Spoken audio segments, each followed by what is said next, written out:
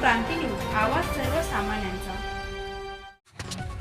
वणीत मोठी चोरी, 6.5 लाखांचा मुद्देमाल लंपास। वणी शहरातील कळवण रोडवरील विश्वास बागवाडा परिसरात असलेल्या बोथरा ट्रेडर्स या किराणा होलसेल व रिटेल दुकानावर अज्ञात चोरट्यांनी डल्ला मारत मोठ्या प्रमाणावर चोरी केल्याची घटना उघडकीस आली आहे।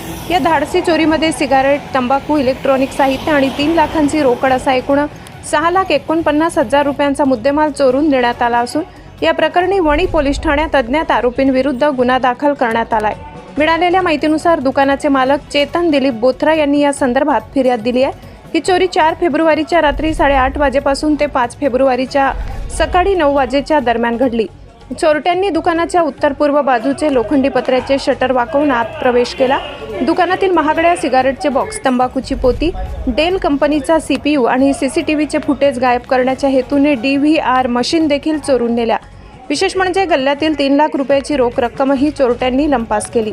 घटनेची माहिती मिळताच उपविभागीय पोलीस अधिकारी किरण कुमार सूर्यवंशी आणि सहाय्यक पोलीस निरीक्षक गायत्री जाधव यांनी घटनास्थळी भेट देऊन पाहणी केली।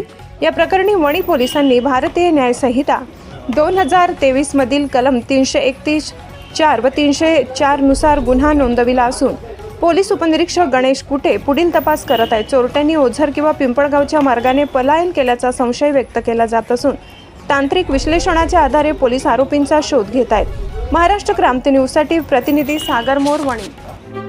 अशाच नवनवीन बातम्या पाहण्यासाठी आमच्या महाराष्ट्र क्रांती न्यूज या YouTube चॅनलला लाईक करा, सबस्क्राईब करा आणि बेल आयकॉनला प्रेस करा।